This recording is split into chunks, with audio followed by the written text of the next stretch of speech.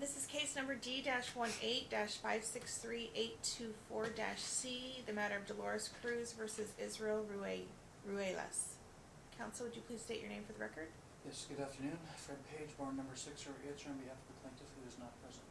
Okay. My concern in this case is this was set on an order shortening time. I did receive an affidavit of service that was filed in this matter on December 18th. But it indicates, it did not indicate personal service on Israel Ruelas. Indicated that there was a party named Caesar at that address. That is his address according to the record that exists for the change of address he did in November. For that, he wasn't there, so you can do, obviously, the lawyer, so you can do suitable service on a person of civil age and discretion at that residence. That is the best that they can do when they have to get it to him within one judicial day. So it would be sufficient for a complaint and summons. There's nothing in the rules that prohibits that similar service from being effective. In the law, what's not prohibited is permitted. Right, no, I understand. The other problem is that it was served after 5 p.m. and so in order for there to be a full judicial day's notice, it needs to be served before 5 p.m., which I understand this was set rather quickly. We have done things before where actually the judicial day does not end until 11:59 because our world has changed, technology has changed. There are any number, I don't know of anyone who at this day and age considers 5 o'clock to be the end of the judicial day. We've been around a long time, and the old rules, the old local rules used to say till 5 p.m. and that was way back when I was a young lawyer. That subsequently disappeared from the rules. The judicial day, we file things at 5:01, 11:59, and it still counts for that day. Okay. All right. Well, Mr. Ruelas is not here. So the motion to compel discovery and for discovery sanctions, why don't you tell me what you still need and what attempts you have made to hold a 5.602 conference with defendant. Okay. I came into the case late. Effectively, I made my first appearance in this case, I think it was on December 11th at a hearing. After that hearing, my client went to Mr. Ruelas and tried to discuss with him about his complete non-production and responses to any discovery. So your plaintiff did that directly, you did not? No, she did that first directly with Mr. Ruelas and tried to hold the conference because I said, look, this is what you have to do. Okay. And I appeared at the original hearing in an unbundled capacity, so my responsibility as a lawyer ended at the conclusion of that hearing. So she went to him, says, where's my discovery? No, she went to his attorney, Carrie Doyle. No, she went to him personally. Okay, I'm sorry. Carrie was also in an unbundled capacity. Okay, so your client went directly to the defendant. And he said, talk to my lawyer. Okay. So she said, Fred, could you talk to Carrie? I said, I'll give Carrie a call. Carrie made it emphatically clear to me that he was not representing Mr. Ruelas for any discovery matters. He sent me an email to that effect confirming the same. So I attempted to hold that conference with him. I did that to the best of my ability. My client attempted to hold a conference with him to the best of her ability, unsuccessful to get any movement whatsoever. So we then did the declaration. I filed the motion. Did you ever personally attempt to contact Mr. Ruelas to obtain the discovery that's overdue? I have not personally attempted to contact him because I indicated I was originally just in an unbundled capacity. Once she was unsuccessful in trying to have that conference with him, she said, Fred, could you step in? I stepped in with Mr. Doyle. I've done what I can. After he said, talk to my lawyer, and his lawyer disclaimed any responsibility for that. Okay. You have a evidentiary hearing in this matter before Judge Pomrenze on the 27th. Next Wednesday, yes. Okay. Or Thursday, I don't know. It's Thursday.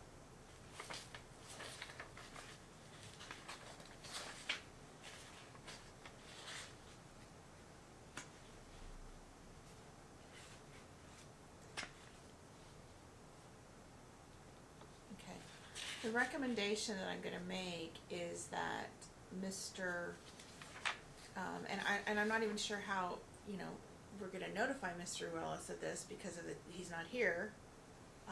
The recommendation isn't going to be valid. He would have a chance to, we're not even gonna have a report and recommendation signed prior to your evidentiary hearing, Mr. Page.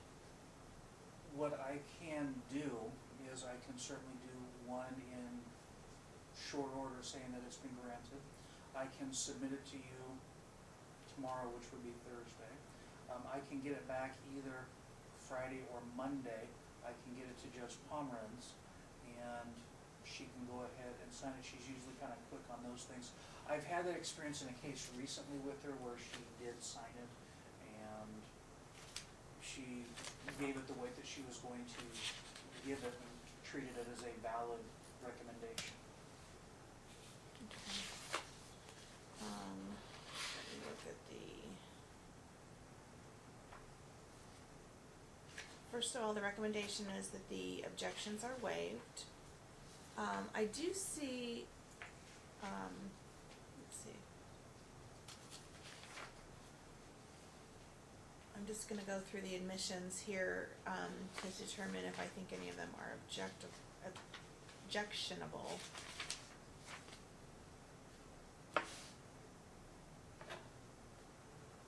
They should be admitted as operational law. I will only deem them admitted if I don't find them to be objectionable as a matter of law. Okay.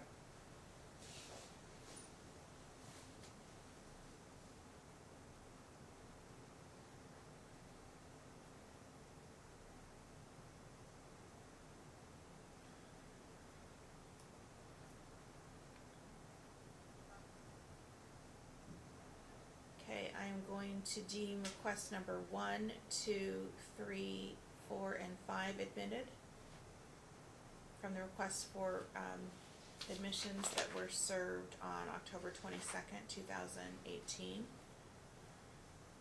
Request number 6 is not deemed admitted.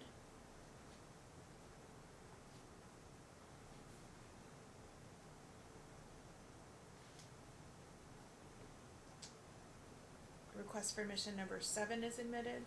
Number 8 is admitted. Number 9 is admitted. Number 10 is not admitted.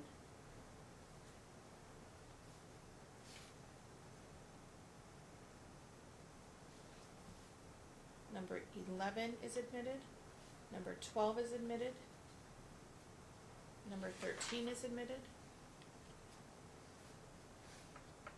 Number 14 is admitted.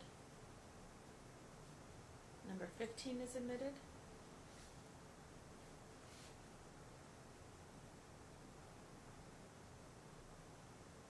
I don't find 16 to be understandable, so it is not deemed admitted.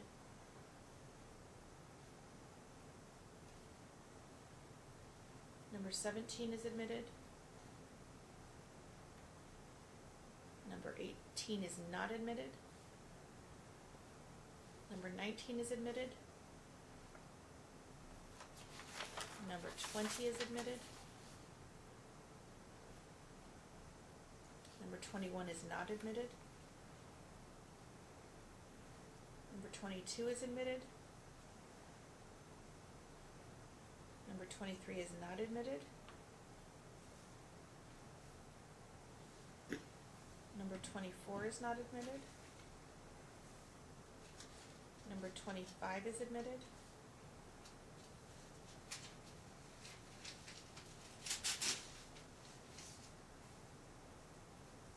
Number 26 is admitted. Number 27 is admitted. Number 28 is admitted. All right, the objections are deemed waived to the response to request for the request for production of documents and to the interrogatories.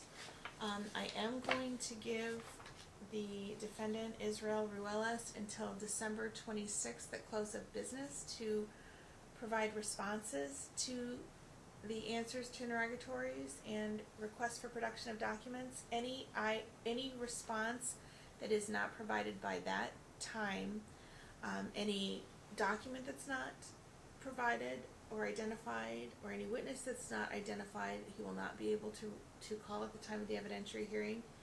And further, if he fails to respond to the discovery by December 26, 2018, adverse inferences will apply.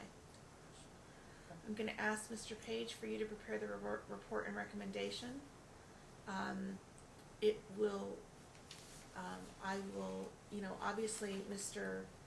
Ruelas has 10 days upon which to file an objection to that, which is going to be after the time of the evidentiary hearing.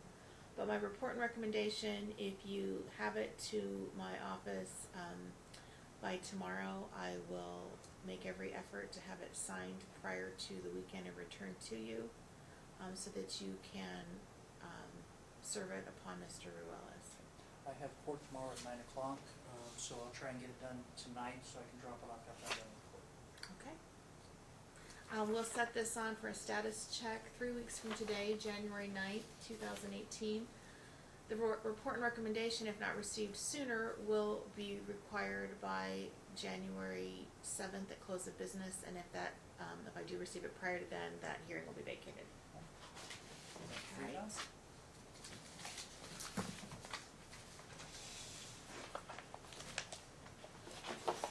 Thank you. So on the last one, Judge, according to Mr. Starbuck, he's appearing himself today. Let me see that. He said he called Mr. Kent and Mr. Copias. They said they show no interest of appearing today. So Okay, let me look up the case really quick. unless he's pulling my leg. All right. Well, they were on notice of the hearing, so. Why is this not working? Oh, great, it's not responding.